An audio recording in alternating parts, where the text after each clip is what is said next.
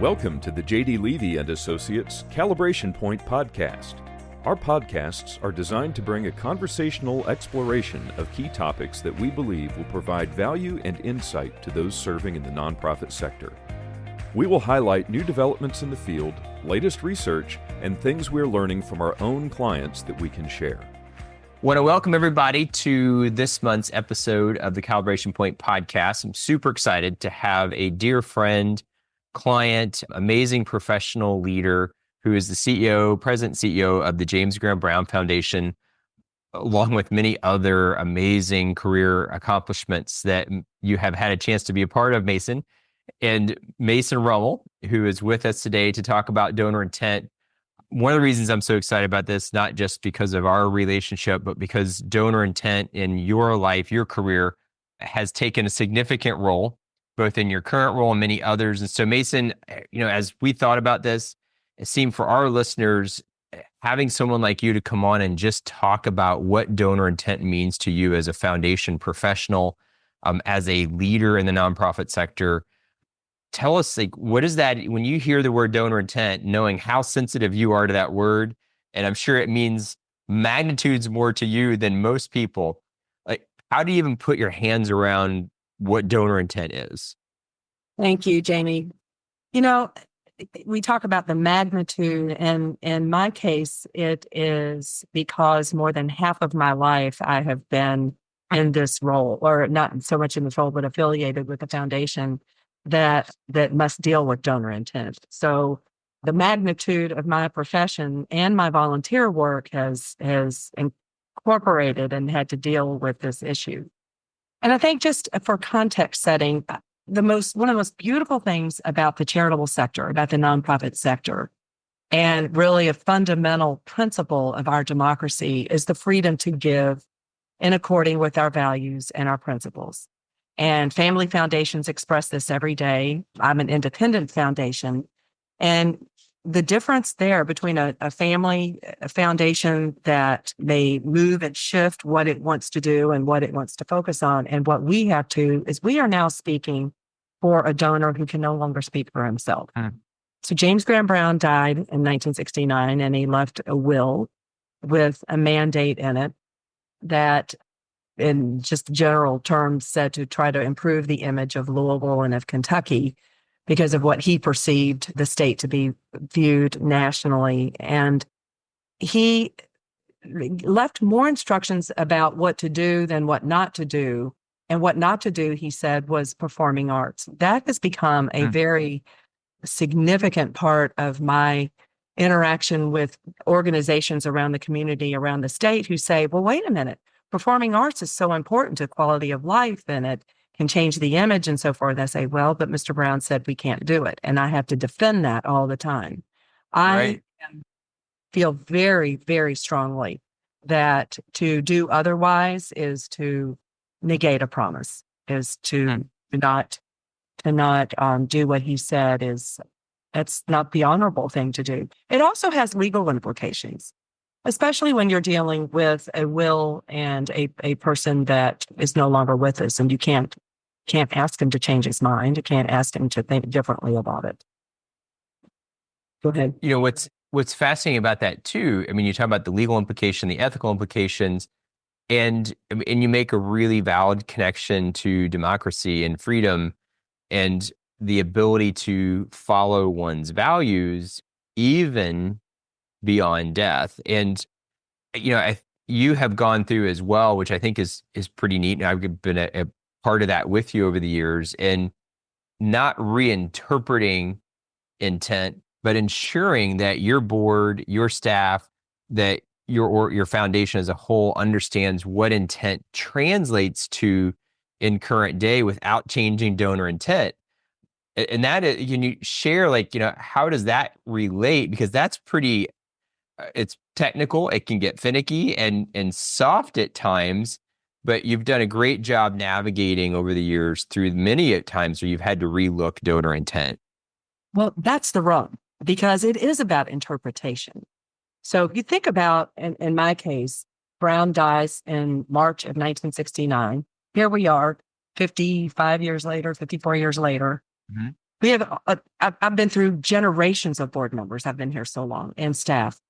And every now and then we have to go back and look at the terms of the will. And under trust law, you have to interpret it, the meaning at the time it was written. You're not allowed to say later on, well, this term means something different. You have to do the best you can to interpret what it meant at the time. We actually had lawyers look at our will and Mr. Brown's will because it would say Louisville and Kentucky, and it would say Kentucky and Louisville. They were almost interchangeable. And we had to say, what does that really mean? Are we a statewide foundation? Are we a local foundation? So getting some legal help with that, we determined that we're a statewide foundation with an emphasis on Louisville because he made Louisville his home. But it can be sensitive. And I have been through different configurations and iterations of our board and our work where they thought, well, this looks a little different to me. I'm not sure what that perception might have been, or I might not sure what he meant by the word advancement. And that's the work of the board and with the help of the staff. That is the work, is to really dig down and try to understand what it meant at the time and how it relates to really, we're in a new century now. Right. That has been tricky. It has been tricky. Fortunately, we've landed in a really good place unanimously, and everybody feels very good about it.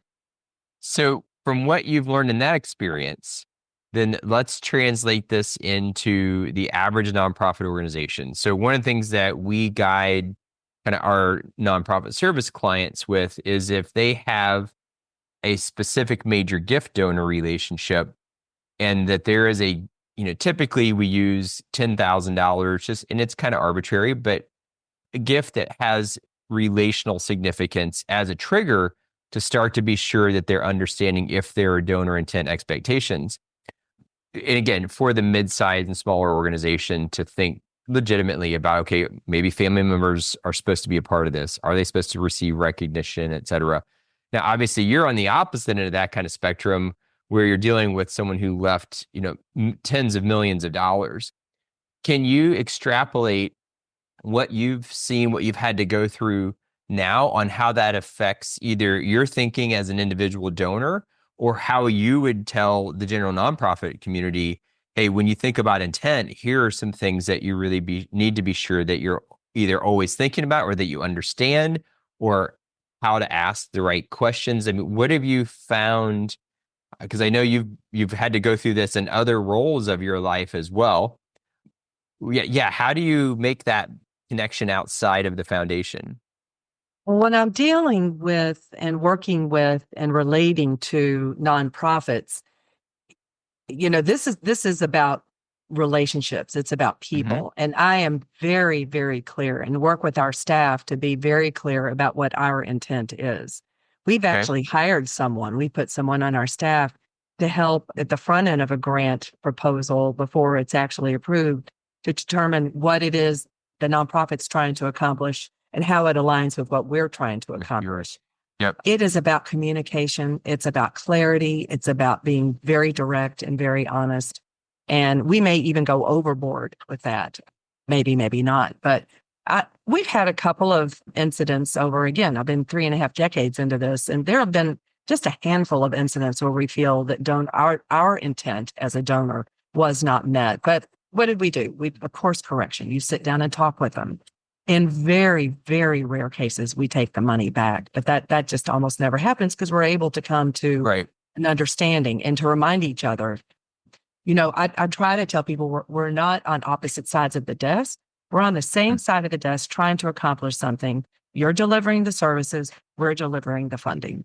But we have to be aligned if we're going to help, achieve whatever the outcomes are.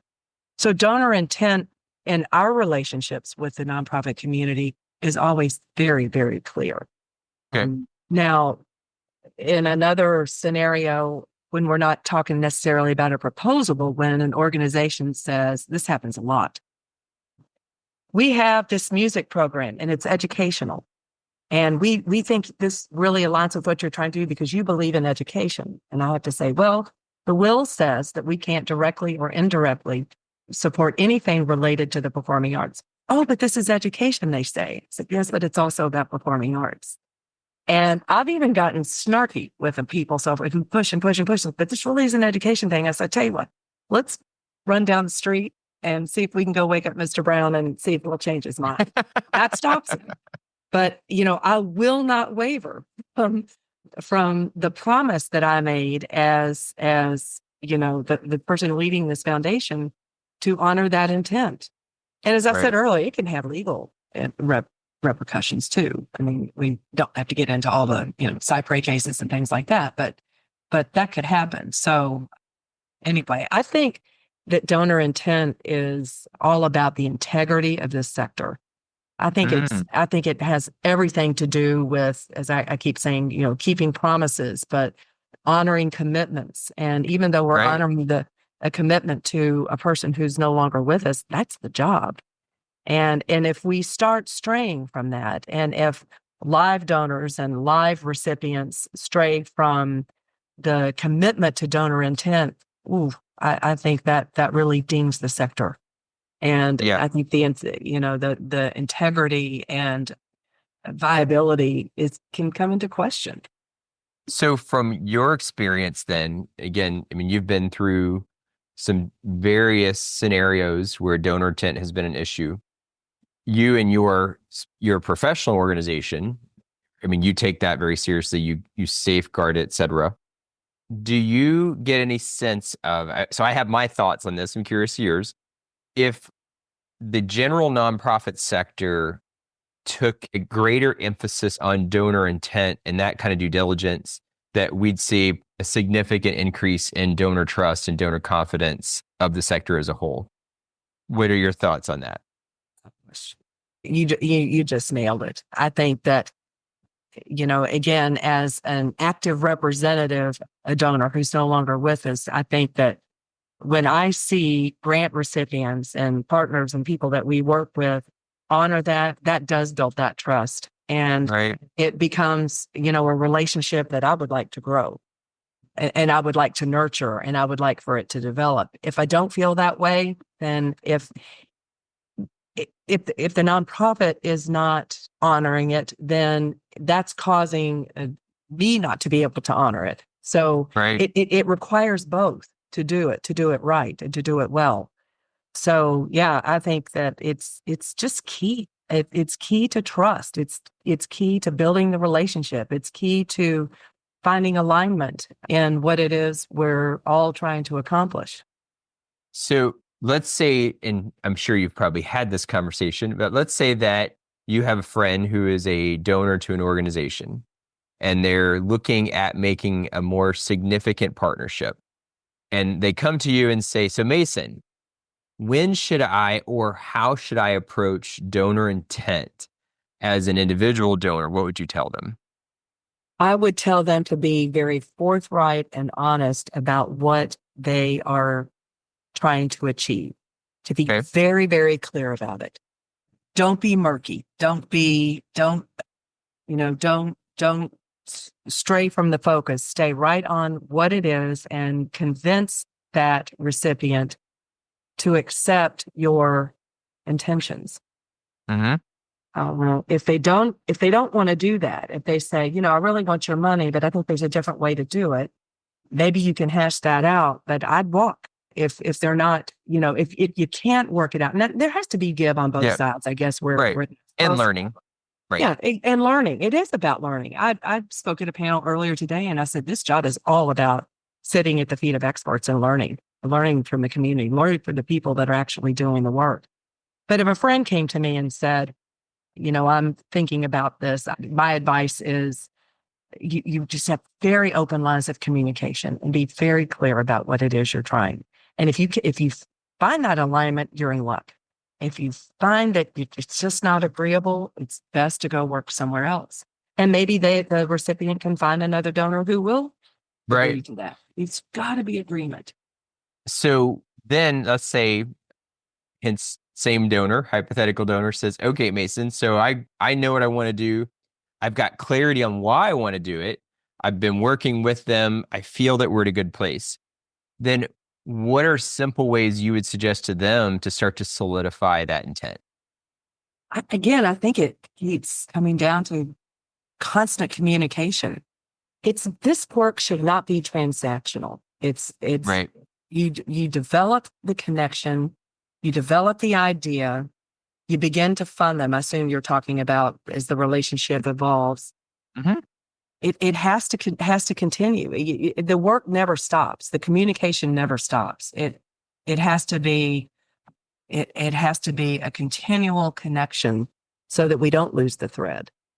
And that in and of itself will solidify things.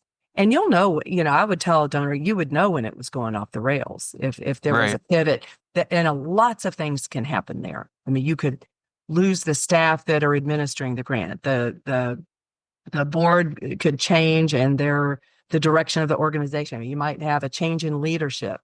That does happen. Right. And they say, you know what? We saw this issue a certain way and we thank you for your help, but things have changed now. We hope you'll continue. And then we'll have to evaluate whether that change is still compatible with what we're trying to do too. But I think it's sort of a check. You're always checking in on each other. Are you still Yep. good? Yeah, I'm good. Are you good? Yeah, I'm good. We're still in sync and we're still moving in the same direction. You want to share that North Star. And Right. you'll know when you're not. It becomes very clear. It's a gut thing. Do you suggest, would you recommend to this donor, or at what point would you recommend that they create a paper trail of their intent? Always a paper trail. Okay. You never know. I'm big on paper. Not Yep. so much, maybe not physical paper, but Yeah. that's important for your successors.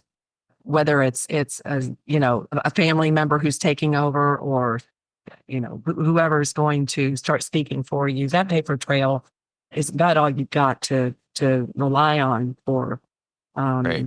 because it's important to know why you're doing how did we get here? How did we go from A to B? Without that paper trail, without that history, you can be just sort of lost in space. But I think Yeah. paper trails are crucial. And, we typically, when you think about the paper trails, and I mean, you see this, and I think on the service side, it's not often really understood that a grant is a legally binding contract. It's not like a general major gift from a donor. And donor intent, like we're so used to in the field of, when we think about intent of a donor, we think of it more in the foundation world because we have a formal process. And, I want to, kind of bring that back full circle. I think what you all do as foundation leaders, what you have to do, because contrary to what some people realize or not, the IRS holds you to a very high standard. But if we could apply as a service organization some of the same types of due diligence and integrity work that we do with a foundation funder to an individual donor, it seems that the individual donor community is going to also continue to gravitate and want to give more and want to grow in partnership.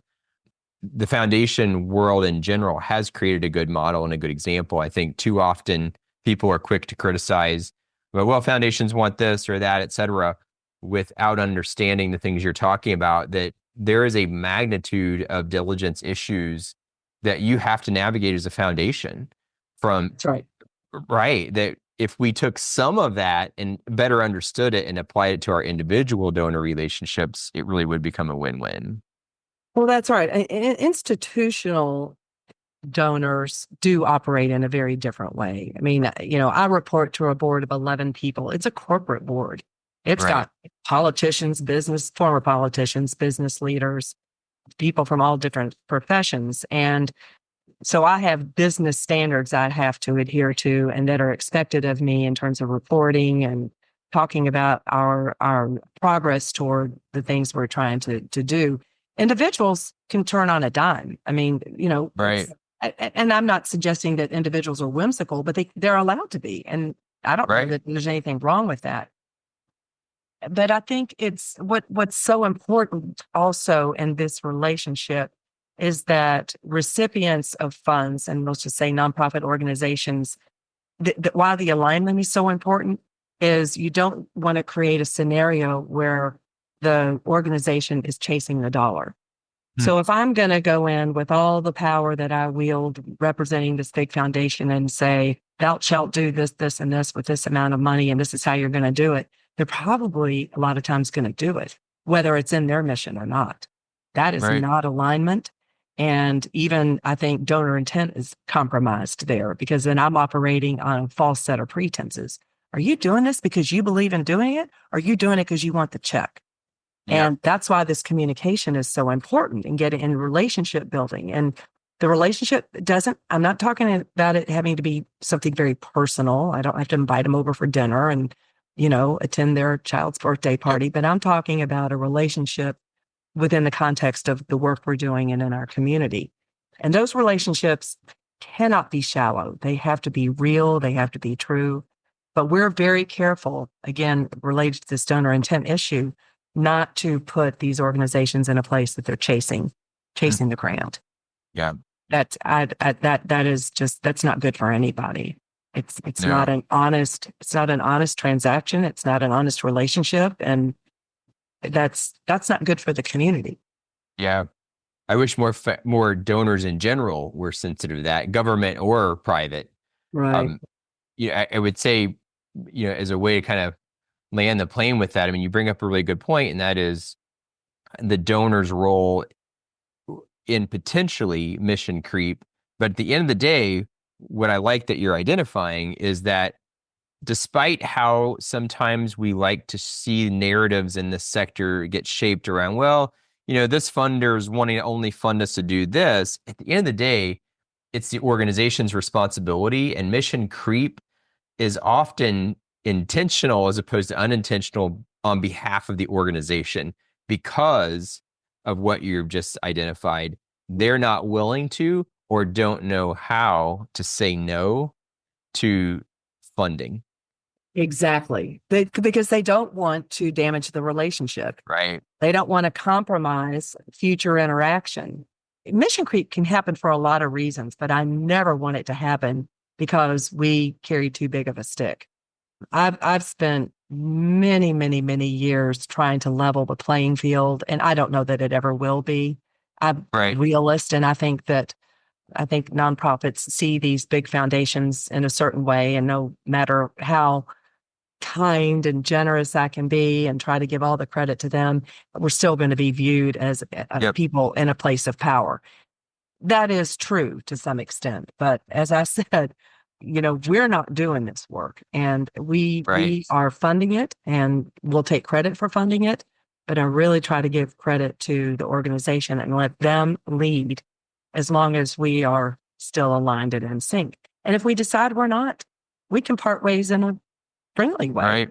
They're still good colleagues. So, and that is, I mean, that's, again, just to kind of close on that, there has been, as you and I both know, a movement in this sector for a while that, kind of that foundations and really institutional donors and individual donors ought to be much more kind of laissez-faire with their giving to the nonprofit sector, and, not bring certain expectations or even intent requirements into their relationship. But what you've done a really good job at reminding everyone is institutional donors have a very high legal standard that the sector likes to ignore at times, at least its critics. But the individual donors also carry a very high ethical standard, and we need to honor that just as well. Without question. And they are both such important sources to strengthening the sector, that the standards, while they may differ in their format, are so important. Like I said at the very beginning, the integrity of the sector, I think, rests on that. It rests on donor intent. Yeah, I love that quote. It's a great one to end on. Mason, I knew this would be fun, so thank you so much for taking the time out of what I know is a very busy schedule, and so greatly appreciate it, and look forward to having you on a future topic coming up as well. Thank you. Would love to do so. Enjoyed it. Thanks, you. Jamie. Thanks for listening to the J.D. Levy & Associates Calibration Point Podcast. If you have comments or ideas for future episodes, please reach out using the contact page on our website, jdlevyassociates.com.